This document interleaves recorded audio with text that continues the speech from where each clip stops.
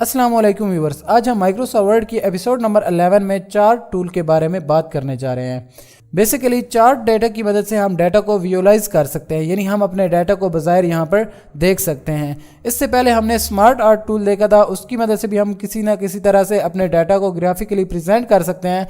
और आज हम जिस टूल के बारे में बात करने चाह रहे हैं, चार्ट टूल के बारे में, वो भी आलमोस्ट इसी तरह का काम करता है। लेकिन यहाँ पर एक चीज़ ये है कि चार्ट का जो टूल है वो जस्ट न्यूमेरिक डाटा के साथ ही बेहतर तरीके से काम करता है। तो चलिए यहाँ पर माइक्रोसॉफ्ट वर्ड के अंदर देखते हैं कि यहाँ पर चार्ट टूल को हम यहाँ पर किस तरह से यूज़ कर सकते हैं। यहाँ पर मेरे पास कुछ डाटा दिया गया है, मुख्तलिफ यहाँ पर कंट्रीज़ हैं और उनके कुछ सिटीज़ में यहाँ पर दिखाया गया है कि किस कंट्री के किस सिटीज़ में कितने % मोबाइल फ़ोन यूज़ हो रहा है। जैसे यूएसए के मेजर सिटीज़ में 92%, इसी तरह से बाकी कंट्रीज़ के कुछ सिटीज़ में भी यहाँ पर मोबाइल फ़ोन कितने % यूज़ हो रहा है यहाँ पर दिखाया गया है। अब अगर इसी सेम डाटा को मैं यहाँ पर चार्ट की मदद से दिखाना चाहूँ तो वो भी हम यहाँ पर देख सकते हैं। अगर हम माइक्रोसॉफ्ट वर्ड के अंदर चार्ट इंसर्ट करना चाहते हैं तो यहाँ पर हम आ जाएंगे इंसर्ट टैब के अंदर। इंसर्ट टैब में हमने यहाँ पर टेबल, शेप, स्मार्ट आर्ट ये ऑप्शन इसमें कर लिए हैं। नेक्स्ट हमारा ये वाला आज का ऑप्शन है चार्ट।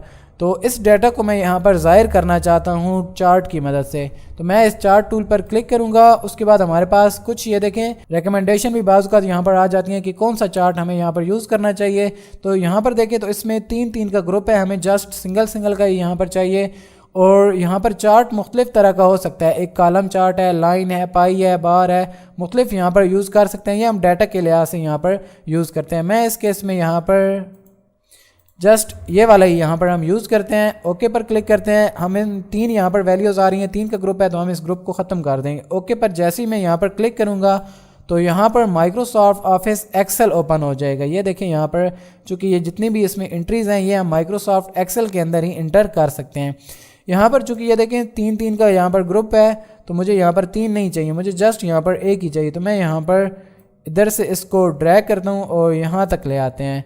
और टोटल अगर वैल्यू ज़्यादा है तो हम यहाँ पर इसको बढ़ा भी सकते हैं। अब यहाँ पर इधर हमने इसमें हेडिंग देना है कंट्रीज़ और यहाँ पर मोबाइल यूज़र या % यहाँ पर कर सकते हैं। नेक्स्ट यहाँ पर मैं कंट्रीज़ के लिहाज से यहाँ पर हेडिंग देता जाता हूँ। यहाँ पर माइक्रोसॉफ्ट वर्ड में मैं देखता हूँ सबसे पहले जो हमारे पास कंट्री है वो है यूएसए, उसके बाद यहाँ पर कनाडा, नेक्स्ट यहाँ पर यूके, इसी तरह से जापान। नेक्स्ट हम यहाँ पर इसी लिस्ट को फॉलो करते जाएंगे।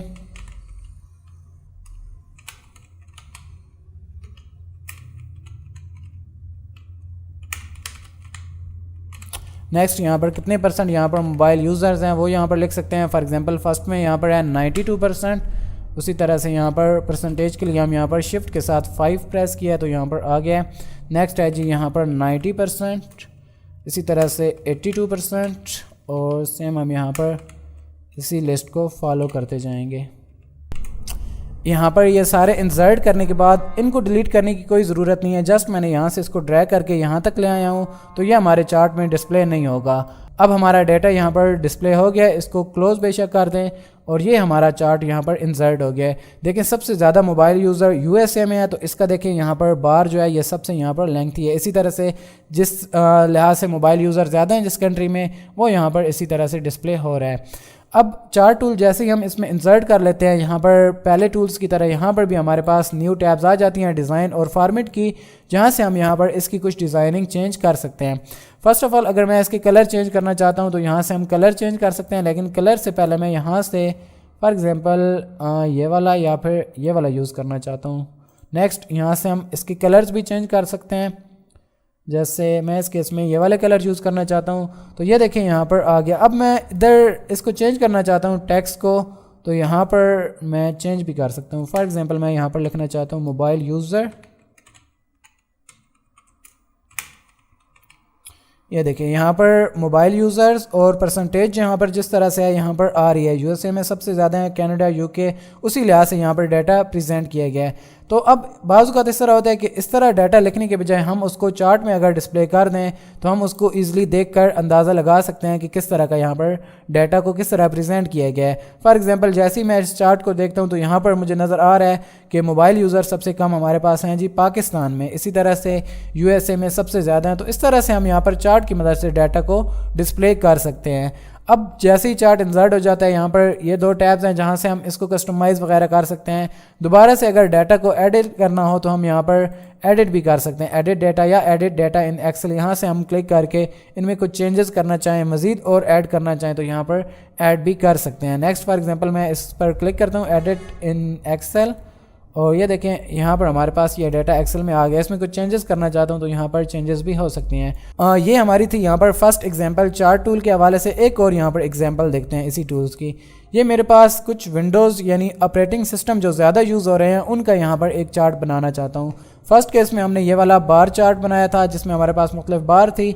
अब यहाँ पर हम थोड़ा सा अलग तरह का चार्ट बनाएंगे। इधर हम इसको डिस्प्ले करवाना चाहते हैं, उसी तरह से इंसर्ट की टैब में, और यहाँ से मैं चार्ट टूल, और इस केस में मैं यहाँ पर पाई चार्ट यूज़ करना चाहता हूँ यानी सर्कल टाइप। ओके करेंगे यहाँ पर, और दोबारा से हमारे पास माइक्रोसॉफ्ट एक्सेल यहाँ पर आ जाएगा, और इसमें मैं इसी तरह से इंट्रीज कर सकता हूँ। फॉर एग्जांपल मैं फ़र्स्ट ऑफ़ ऑल यहाँ पर देना चाहता हूँ विंडोज़ 7।